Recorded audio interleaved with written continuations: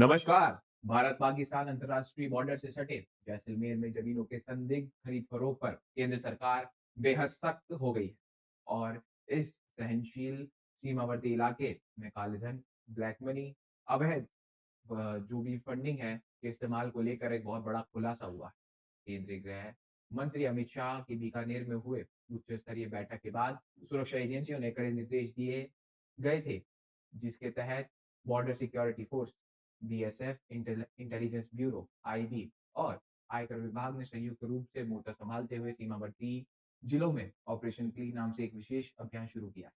इस जांच का मुख्य केंद्र जैसलमेर जिला है, जहां पिछले कुछ समय से जमीनों की रजिस्ट्री को अप्रत्याशी तेजी देखी गई है। इस सिलसिले में हाल ही में आयकर विभाग की 8 सदस्यों की विशेष संयुक्त टीम ने जैसलमेर के उप रजिस्ट्रार यानी सब रजिस्ट्रार कार्यालय पर छापा मारा और पिछले वित्तीय वर्ष 2024-25 और 2025-26 के सभी भूमि सौदों का रिकॉर्ड अपने कब्जे में ले लिया है। अधिकारियों ने दस्तावेज में मौजूद करीब 700 से 800 रजिस्ट्रियों के दस्तावेजों को गहन तकनीकी जो वहाँ की सिक्योरिटी है उस शुरू कर दी है, जिसमें शुरुआती जांच में बड़े पैमाने पर वित्तीय नियमों के उल्लंघन और जालसाजी के पुख्ता सबूत मिलने का प्रबल गंभीर एक तरीके से संदिग्ध पाए गए हैं। 50 बड़ी ज़मीनें फाइलों पर मौके पर ही पूरी तरह से जब्त कर ली गई है। इस जब्त फाइल में अब जितने भी फॉरेंसिक, राजस्व और वित्तीय स्तर पर बहुत ही गहराई से इन सबकी सिक्योरिटी चेक की जाएगी, क्योंकि आयकर नियमों के मुताबिक 2 लाख रुपए से अधिक के नकद भूमि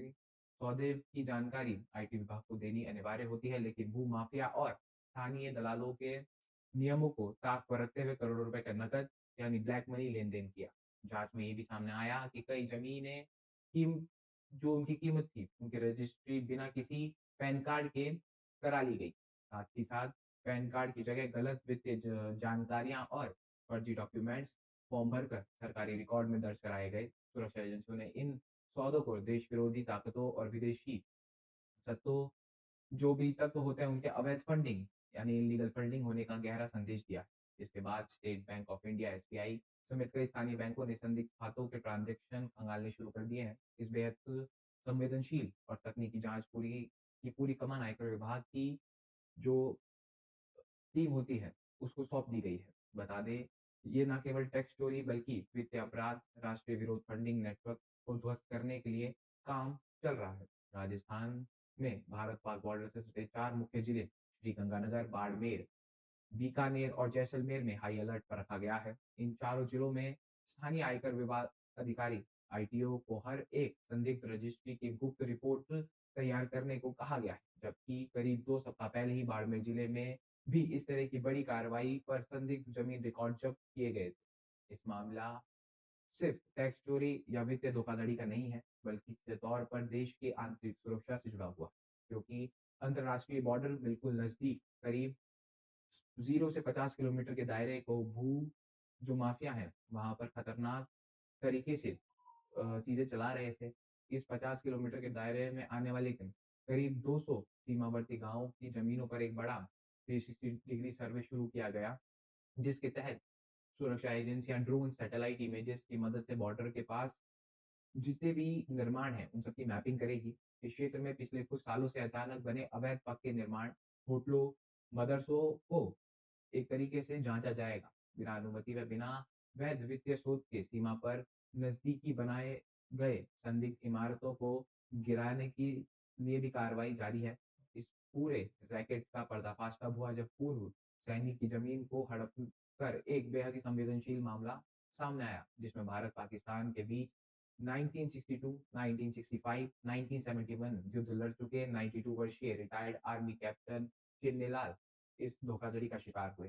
इंदिरा गांधी नहर के जो क्षेत्र है आईजीएनसी के स्थित उनकी बेशकीमती 25 बीघा उपजाऊ जमीन को जो भूमाफिया है उसने सरकारी अधिकारी का एक तरीके से था उसका गठजोड़ कर वह जमीन कब्जा ली। बता दें कि ये मामला और जब गहरा गया, जब इसका खुलासा हुआ, उस नकली व्यक्ति के ज़रिए कैप्टन की ज़मीन पर रजिस्ट्री किसी अन्य रसूखदार खरीदार के नाम पर करवा दी गई और जब असली कैप्टन चुन्नीलाल भनक इसकी भनक लगी, तो उन्होंने रक्षा मंत्रालय, मुख्यमंत्री, सुरक्षा एजेंसियों से गुहार लगाई। पूर्व सैनिक के साथ हुए इस बड़े लैंड स्कैम को बॉर्डर एरिया में चल रहे फर्जी रजिस्ट्रारों और पूरे जितने भी स्कैंडल की पोल थी वो खुल गई।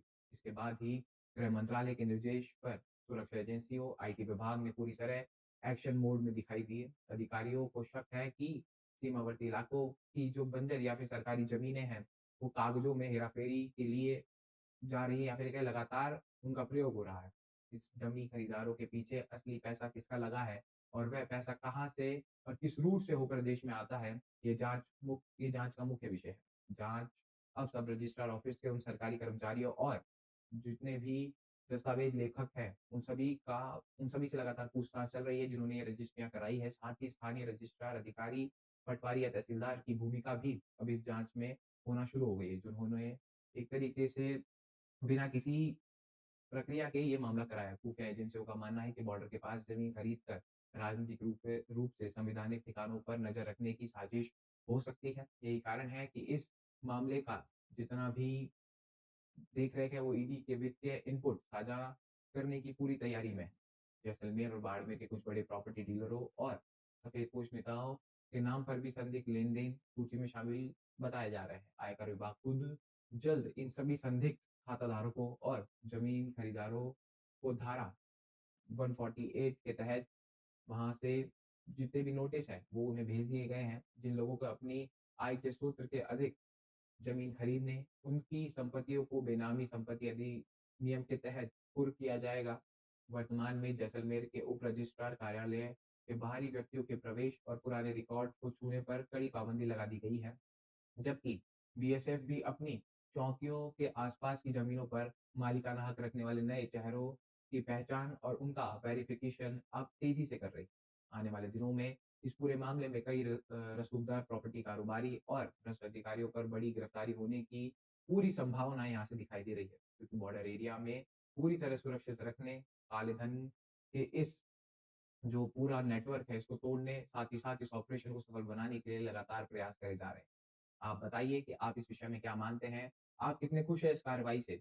आपका क्या मानना है? आपके क्या विचार हैं? हमें ज़रूर बताएँ। ऐसी और खबरों के लिए, ऐसी और जानकारियों के लिए बने रहें हमारे साथ। तब तक के लिए धन्यवाद।